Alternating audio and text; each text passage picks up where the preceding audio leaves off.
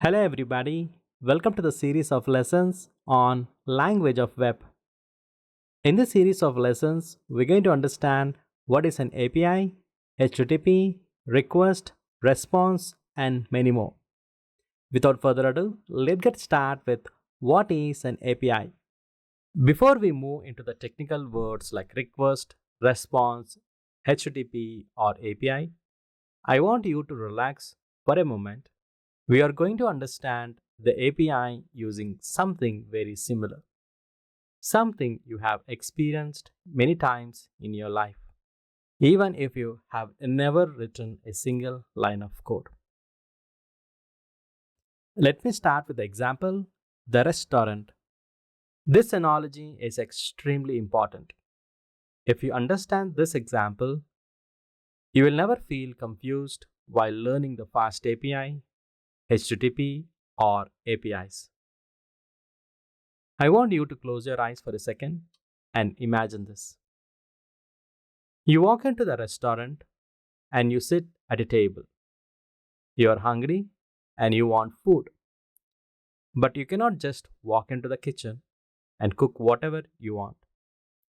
Instead, the restaurant follows some rules or a system, and that system is very similar to how the API work. First, let's talk about you. You are the customer. You are sitting at the table. You are the one who wants something. In technical terms, you are the client.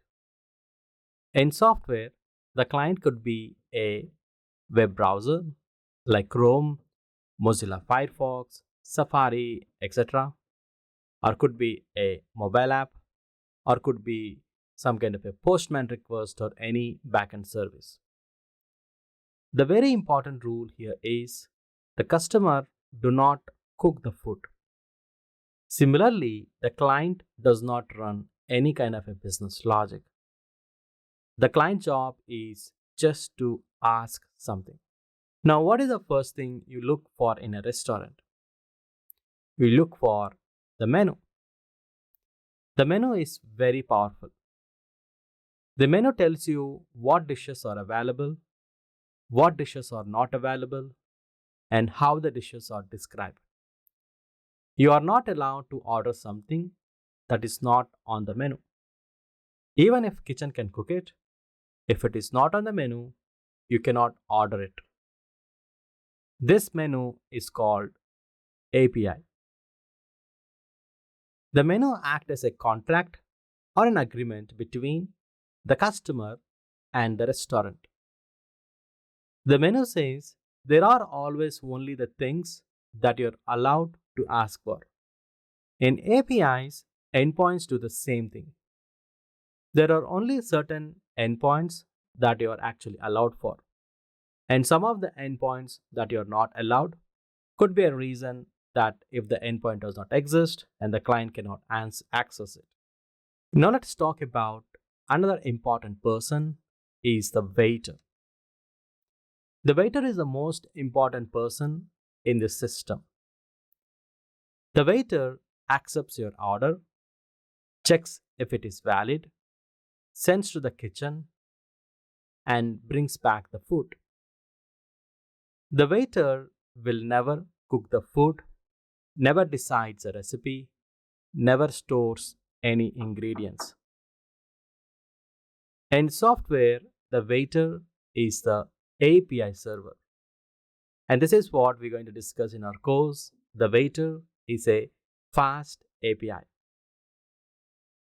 Fast API behaves exactly like a professional waiter.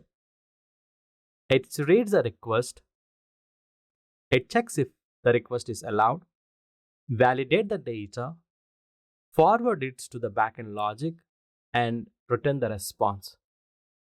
Fast API does not directly talk to the customer without rules, and it does not directly expose any kind of a database, or it does not allow any invalid request. Fast API always protects its kitchen. Let's talk about the kitchen. The kitchen is where the real works happen. In the kitchen, the food is prepared, the ingredients are processed, and the recipes are followed. In software, the kitchen is a business logic or a backend logic, could be a database, or could be some calculations, or even it could be the predictions from the machine learning models. Customers are never allowed inside the kitchen. Similarly, clients are never allowed directly to access the database. After kitchen finishes cooking, the food is sent back to the waiter, and the waiter will serve the food to the customer. This food is called response. The response could be exactly what you have ordered, or slightly modified, or an apology if something went wrong. The API response can be a JSON data, error messages, or some status codes. So, this restaurant example teaches you something very important. Every system must have a clear responsibility. The client will only ask. API defines what is allowed. Fast API validates and forwards. Backend process is what with actual business logic is processed here, and the response is what will be written to the client. When the responsibilities are mixed, the system could fail. So, this is what the real world analogy of the API. Let us recap one last time. The customer is a client, menu is a API, waiter is our API server or a fast API, and kitchen is where the backend logic or a database is being processed, and food is what the response. If you understand this clearly, the fast API will feel natural and not confusing. Now, let us understand the APIs conceptually. The API stands for Application Programming Interface. The name sounds complicated, but the idea is very simple. The API is nothing but the communication contract between client and the server. It defines how the client should send the data, what format the data should be in, what response the server will return.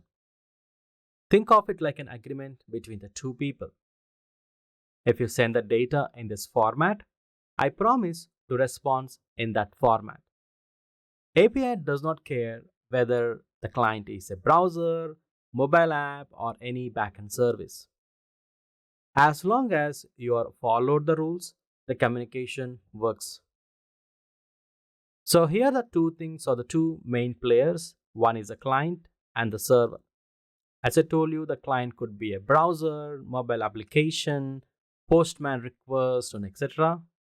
And the server is the one where the business logic or the database or backend logic is being processed. Client is the one who always initiate the communication, and which is the request, and the response is comes from the server. Hence, the client will never touches the backend logic. And here is a complete flow diagram of the API. As I told you, the client is the one who initiates the request to the API endpoint. So, which is the endpoint is what the client's request, where he will get the data or just a read, or he will post the data and etc. And which is what processed in the API server. And in the API server, where the business logic is actually processed and get the response. And this response will actually fed to the client. Hope now you understand what is API, which is a communication contract between the client and server. And the communication will happen using HTTP, which is Hypertext Transfer Protocol. That we're going to discuss in the next lesson. Until then, happy learning.